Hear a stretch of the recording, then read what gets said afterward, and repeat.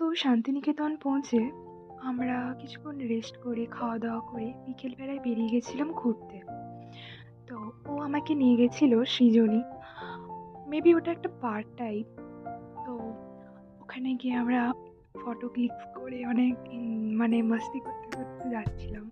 আর ওখানকার ভিউ দেখো খুব সুন্দর।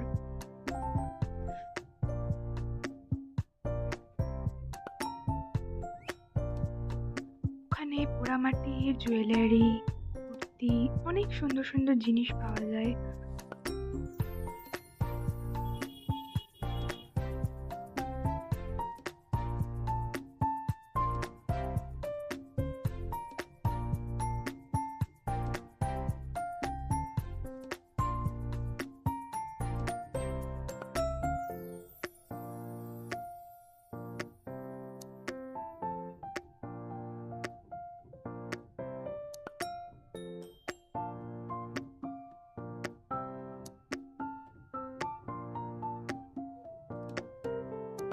দিয়ে তারপর আমরা ফটো ভিডিওস ক্লিক করে বেরিয়ে গেছিলাম শান্তিনিকেতনের জন্য। অনেক সন্ধ্যা হয়ে গেছিল।